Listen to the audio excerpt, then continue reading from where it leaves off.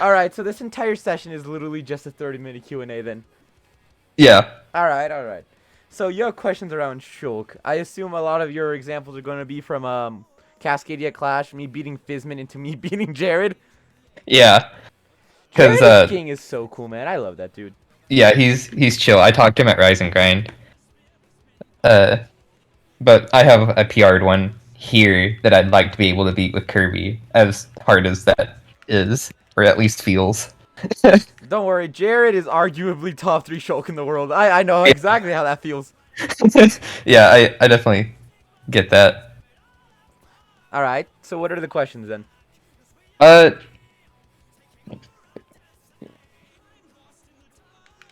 what's like? How do you avoid not exploding every time you go off stage?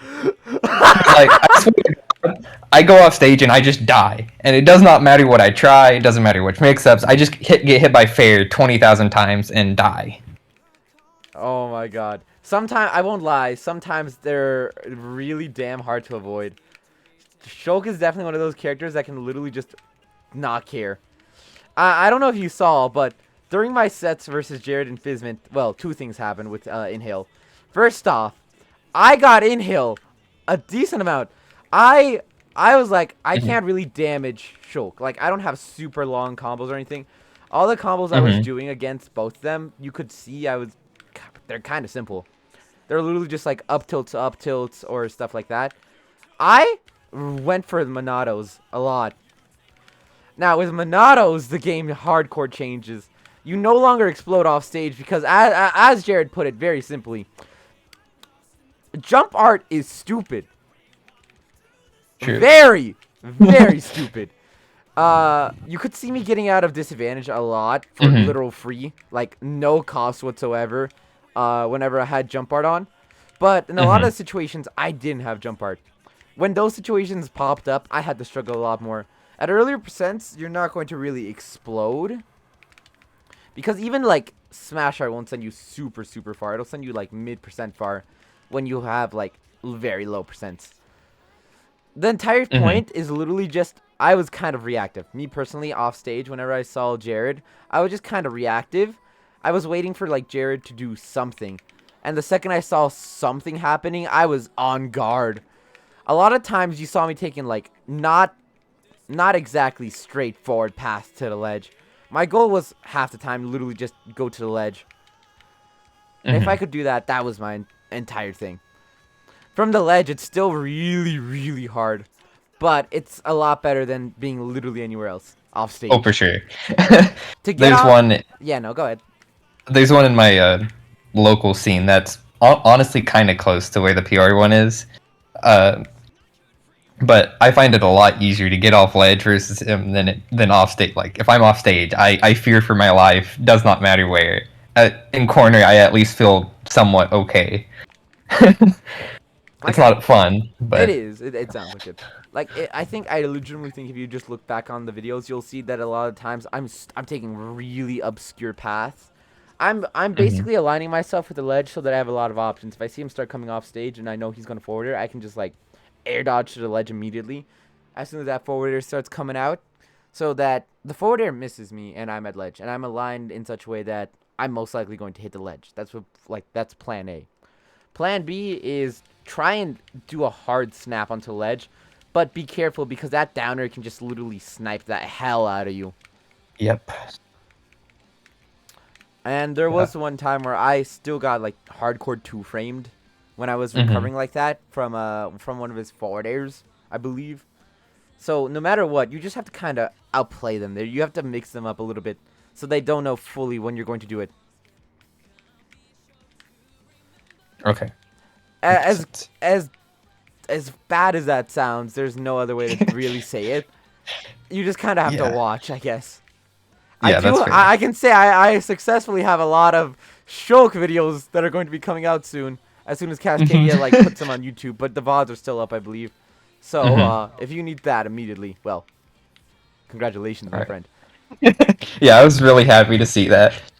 Oh, I was too. I was just pissed I got super cheese from Incineroar.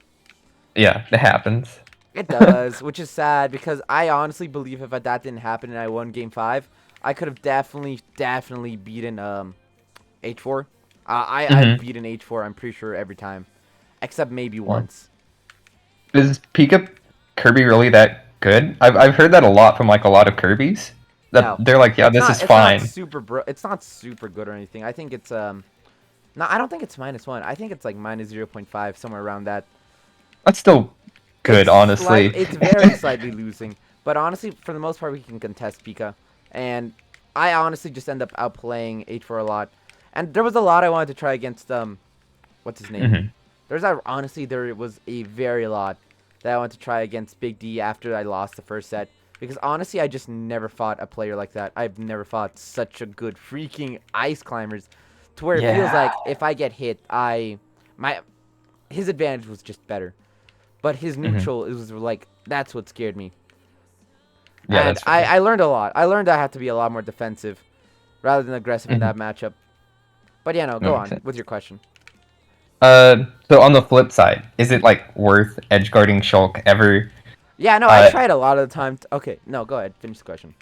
and is how else do you usually try and secure stocks outside of outplay hard off a read or something? I guess. Like I don't know how else to better word that, because like my win con as say Game and Watch is get them to ledge, right? And then I can kill them easily because it's brain dead ledge trapping. Or like get them into like one of those scenarios, because I feel like I don't know, every time I tried that I would get reversaled pretty hard off stage, or like if so I was killing off like stuff that I shouldn't have to be relying on to kill for me, I guess. But yeah, if that makes any sense. Like, what kind of stuff? Like I'd have to pray for the up throw kill percent for every Ooh. stock. Okay, I kind of get it, yes. But yeah, so what should I be looking for instead? Like what opening, or how should I be edge guarding, or maybe two framing question mark? I don't know. So, first off, the first question, what was it? Should you edgeguard choke? I Mhm. believe you should. But you need to be like, Jared got edgeguarded just a couple times. Fizment, same with Fizment. They both did succumb to Suck and Cuck very early during one of our games, though. I think I Suck and Cucked Fizment. Yeah, I Suck and Cucked Fizment on one of the stages. I think it was like Town and City or some shit. And Mhm. when that happened, I think I literally just was on the ledge, and he came up and he didn't space his forward air correctly or something like that, and I was able to up tilt. I was able to pressure his shield a bit and secure an up tilt from that up tilt, or maybe I'm thinking of Jared. Well, either one, either way, I inhaled from the up tilt and I dragged him off stage, and he died. Okay, that's fair.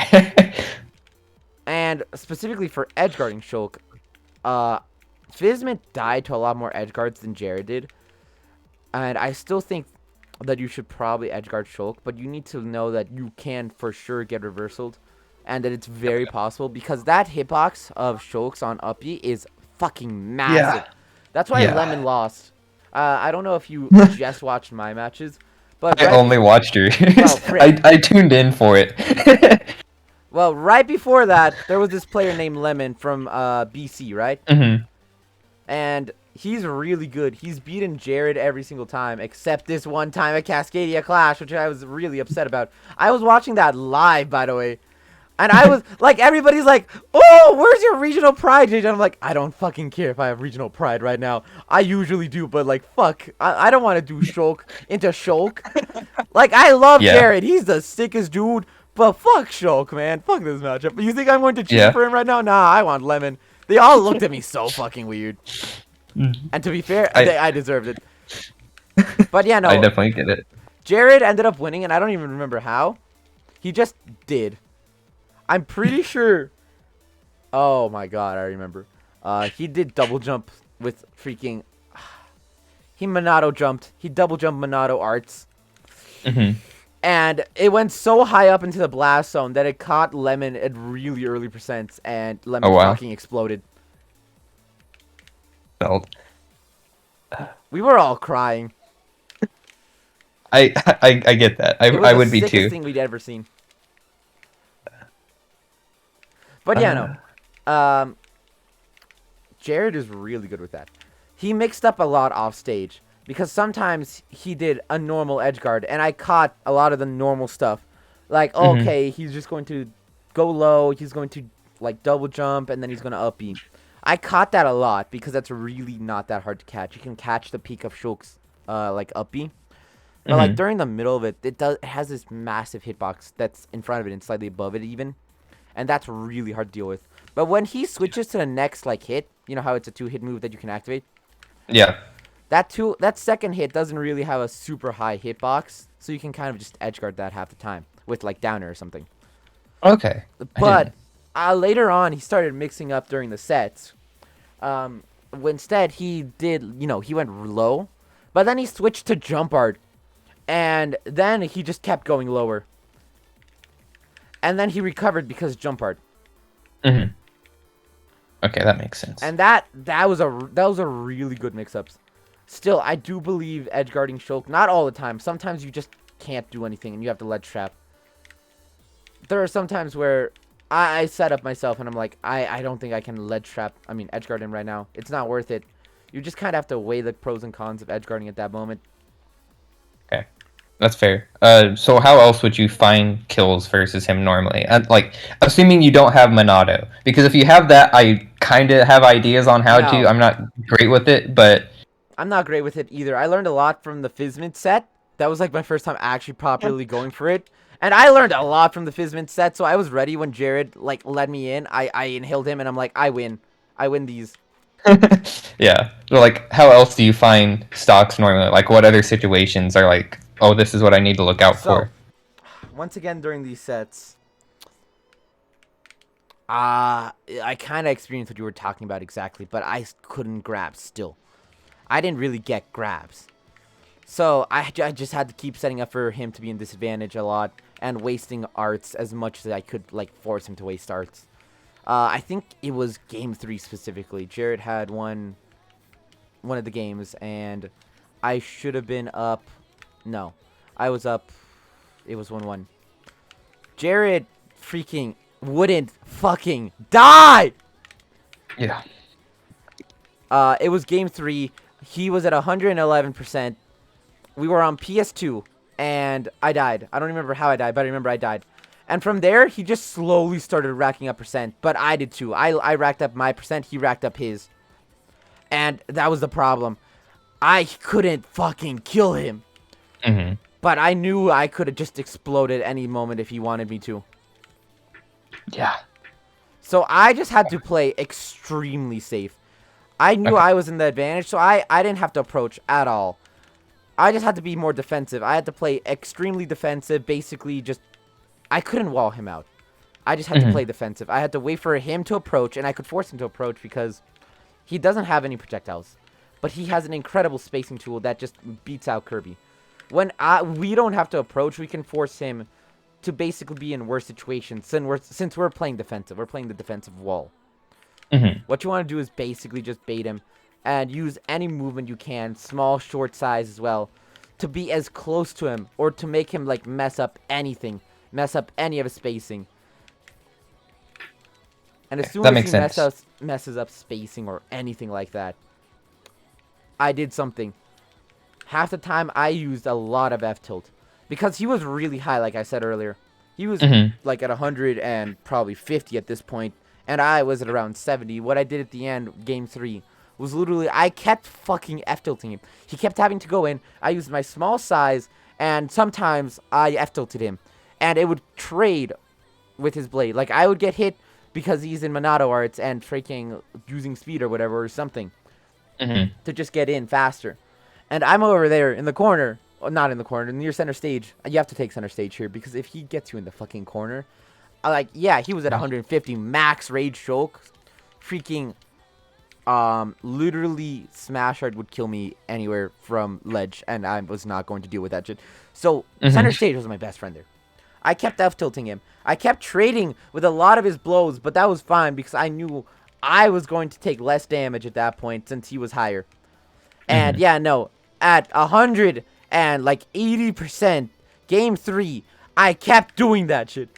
And eventually, I got him near the ledge, and I forced that same situation. And I traded with his blade, but he was near the ledge, so my F-tilt and managed to just murder him. Finally. That makes sense. That sounds kind of like the Game & Watch matchup, I'm not gonna lie. Okay. I just had to keep taking trades and taking punishes. And the second I messed up, I knew I could die instantly, so I had to be more careful. Okay, so I think that's it for the Shulk ones. If I remember right, you've also played Base Mage before. I Yes, think I'm currently 1-1 against Bass Mage offline. Base Mage, whatever. Off stage, what do you do? Because I know it's Game & Watch. I just immediately beat and I'm out. I have you do to what? fight him. Oh, okay. We do whenever Jigglypuff goes off stage to edgeguard me. What happens is aerial to aerial combat. Okay. We're fucking doing fighter planes basically. We're basically just fighter planes doing aerial to aerial combat. But one of them is near Russia and one of them is near Ukraine. Yeah, that makes sense. Okay. So in neutral, I've kind of played one. I haven't played one up to Cannon's level yet, but I've played a few that are okay. Is it really just like do your best to anti-air / air-to-air with your own buttons, or like are you looking for something else? Like I'm not gonna lie, during that matchup's funny because once again we're taking a shit ton of trades. Yeah. The thing is, neither of us have specific disjoints. Not really. So whenever we do air to air, it's just trading. It's just trading blows. And that's not the best. Bass Mage in neutral looks like this. At the beginning of neutral, he will go for down airs. And during this phase, this is a phase I call the down airs. Please don't fucking get hit by one because it's so annoying to get out. Yep. So during the down air phase is definitely where me and Bass Mage kind of play. I have to play the most like you kind of just stated. I have to play a lot of anti-airs and a lot of aerial to aerials because at early percent he wants big damage. And so Bass Mage specifically will just keep trying to go for down airs so he can get that massive damage. And if he gets it, bruh, I'm at like 30. But I don't actually take that much since I have really good SDI. SDI up and away is the best one he told me about when I asked him about it after a set. And I mean, it kind of is, but you can kind of honestly just outmix him in DI and SDI, stuff like that. So sometimes I just straight up, I see him like, hit me with a down air, but he's drifting to the left or something. So sometimes I'll drift hard right, and I might fall out of his move. That's what I can do, but that's kind of like, it's not the best thing because sometimes, the move actually works. Yeah. But no, SDI up and away from whatever way he's like, actually drifting is probably the best thing you can do. Okay. Okay. No, that's the first part of neutral. The second part of neutral is when we're both at mid percents. And you kind of play similar still, but aerial to aerials become, I don't want to say more important, but become more used. Because at this point, Bass Mage is not just looking for a down air, and it's not as linear, at least in my experience. He's looking more for like actual aerials to get me off stage specifically. Off stage, he loves off stage. Puffs love off stage, especially when you're the one who's off stage. So he's going to look for moves that hit me off stage. That's his main thing. He doesn't mix up super hard with like grabs, but I've seen a Puff, like Desk Puff, who will just tomahawk grab you a lot when they're landing because they condition you so hard to just keep shielding because they're going to aerial. Against Puffs like them, anti-airs is probably the best thing because they're usually just above you half the time. Nah, Bass Mage is different. He does sometimes literally just run up to you and grab, and if he forward throws you, bro, you're off stage. Yeah, especially at that angle. The angle it sends is so harsh. Yeah. So yeah, you just kind of have to be ready for that. I use a lot more aerials during this phase because at this point we're both just kind of forward airing, and whoever gets the forward air kind of gets into advantage. During advantage, I don't know. During advantage, both of us just kind of take our turns, and we both have to play very similar in disadvantage. We both have to kind of basically outmaneuver our opponent and kind of trick them onto where we're landing. If they're trying to anti-air us, which most of the time they're not. They're trying to fucking fight us in the air when we're low on jumps, even if we're above them. We have to basically land away from them and land in a safe position onto the stage, and then try and reset the neutral. Once we reset the neutral, we can do the same thing. And that's also what Puff's looking for in Disadvantage. They just want to land somewhere safe and reset the neutral. We both want the same thing in Disadvantage, but in Advantage, it's a lot harder because in Advantage, they're above us, so we have to anti-air hard again. But but they can just freaking use their superior airspeed and just really good momentum and, like, you know, stuff off stage and in the air to basically catch us off guard and not really allow us to, like, you know, catch them landing, which can be annoying sometimes, but oh well. Reset the neutral and then just outplay them in neutral again. Most likely they're going to try and do some stuff, so you might want to either aerial to aerial combat unless you're really high. When you're really high, you probably don't want to do aerial to aerial combat specifically because if you trade when you're really high, it's not good for you. At medium percent and lower percent, you can do aerial to aerial combat since it'll do way more damage and you'll probably get a little bit more like advantage off of it. But the problem is, the second you get high, we trade a lot. In general, we trade a lot. And it's not good for either of us. We want to avoid the trades, but we can't. Because we're very similar. So, we kind of just have to start freaking basically camping. Not camping, but walling. Walling is the perfect word. I didn't remember the word, but the word is walling. We need to wall them out with, like, you know, anti-aerials. That makes sense. Okay, so let me see. So I have no idea if you've played this next one or not. Do you have any brawler experience? Brawler's a weird one because honestly, not particularly. Okay, then I can go to the other one because I wouldn't even know where to begin to ask there. Okay, what's the best move to handle minecart? I think it's Nair, to be honest. Nair? Okay. That makes sense. I'm not good at the Steve matchup. It is probably my worst matchup at the moment. I'm decent at it. I have taken games off the PR one here with my Kirby so far. But they're also at the lower end of PR, so... how about the Meta Knight matchup? Ooh, I can talk a little bit about this one. How do I play neutral? Not gonna lie, when I play the other one as my main character, I sit on top of the platform and I never go off, and he doesn't know how to deal with it, so I win. Lame. You play lame. Yes, but to be fair, he also times people out if he gets the lead, so it's justified. Oh no, I meant you play lame as Kirby. As in, you don't really... You can approach. You can approach like this. Okay. Honestly, I think this is how the Meta Knight matchup works for me specifically. At lower percents where I can get freaking aerial laddered, I'm extremely careful. And I'm playing neutral extremely careful because of that. I'm not approaching as much. I am definitely trying to slow down the pace as much as I can. So, I'm also trying to be at a burst range, where I personally can react to their burst options. Like, specifically dash attack. I'm specifically talking about dash attack. I just hope you know that. I want to be at that burst range where I can, like, specifically react to dash attack. And my entire goal is just basically play neutral. If I get hit, oh well. Because most of them aren't going to immediately lead into a ladder that's going to kill me. But once I'm, like, in that medium percent, like, you know, probably around 40%, I can't really get laddered anymore. I'm just going to be sent into tumble. And so I am okay with getting hit by dash attacks and shit like that again. And that's when I start playing a little bit more aggressive. But Meta Knights also can just play super lame. Specifically, dare camping. And when they dare camp, you have to play lame as well. You just have to wait for them and be patient. And know that you probably are going to be able to hit sometimes. You can sometimes do like a double jump up air if they get too low to the ground. Otherwise, probably just try and catch the landings most likely. But be careful because they have one of the best disadvantages in the game. With literally every move being able to recover and down B just being a good get out of disadvantage tool. Yep. Is it worth the copy ability? It is, right? To be honest, kind of.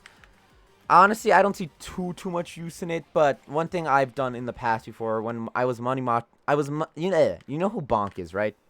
Yeah. Okay, Bonk's like the best Meta Knight, and I've money matched him a couple times. We're currently 1-1 in money matches, by the way. Nice. What Okay. basically just happens is, well, if I get the copy ability, I don't really use it in neutral or anything like that. Mm-hmm. But it is actually really hard for Meta Knight to sometimes, actually do anything off stage against us when we have that copy ability. It is a disadvantage copy ability for sure. Because in disadvantage, you actually want it. It's not very useful in neutral. I don't even think it's very useful in advantage state. But boy, is it a good mix-up in disadvantage or what? Legitimately, you can just be like, okay, I'm to the side. Am I going to air dodge? Or funny move go. Speed! And, you're in disadvantage. Now you're not. It's hard for them to actually, edgeguard that specifically. And sometimes I just use that fact to my, advantage. And I completely use it. Off stage, specifically. Because it's not good anywhere else. So it is really just up to you. If you are not good in disadvantage, perhaps think about getting it. Otherwise, I don't know, man. It doesn't share too much purpose. And the reason I'm saying that is because Meta Knight actually edge guards us really well. And that's problematic half the time. Yeah. Probably going to be the last one before the full thing's over. The Sora matchup. I have not played one at all. But there are two in the state, and I don't have a way to really practice against one. So The what do sword I... matchup? The Sora. Oh! Oh! All I know is you can do Footstool, Faraga, Fair One, F Smash. And I can't do it. But... I don't have any Soras in my region. Oof. I'm not gonna lie to you. I am very much in a similar boat as you, my friend. Okay, well I'll just hold the O on that one. That's fine. Do you have to have like multiple Nest mains, right?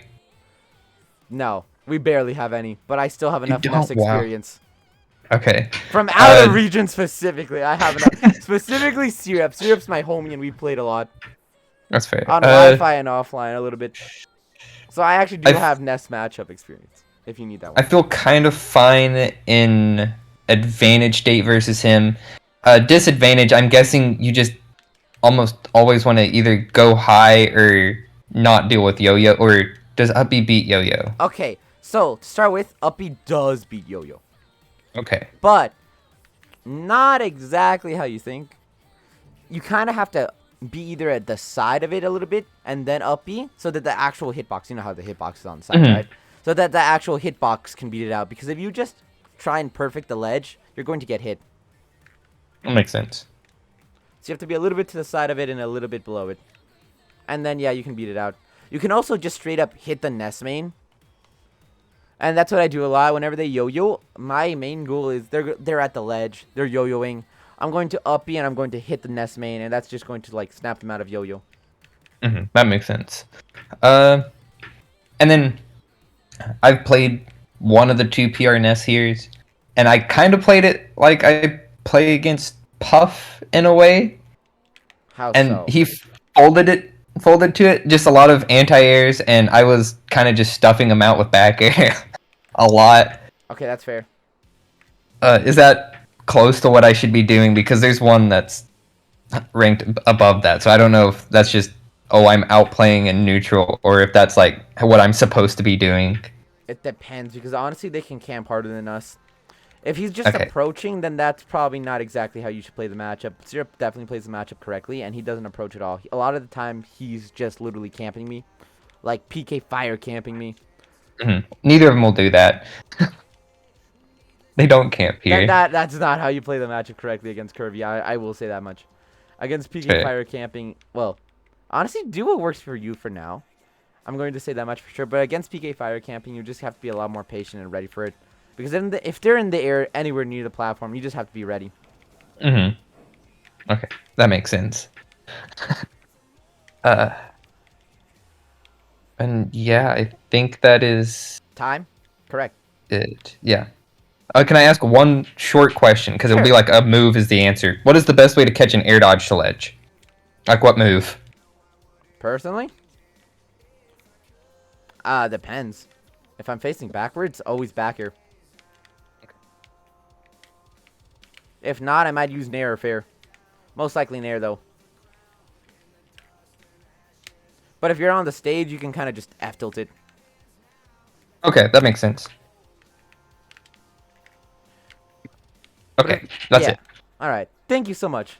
If you ever have any more, just feel free to do the same thing, I guess. For sure. Because I have a feeling you have. I had a feeling you had that. I had a very hard feeling you had that. So, anyways, yeah. Yeah. Thank you. I'm gonna see if I can make it onto PR with the character next season.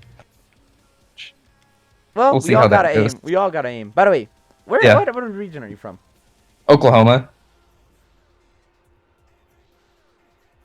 I forgot that state existed. That's fair. I was #1 here for my first season back from best after COVID, but with Game and Watch. But I don't know. I wanted to change a pace, so. I respect that. Thank you so much for booking, and I'll see you around. Yeah, see you. Thank you. No problem.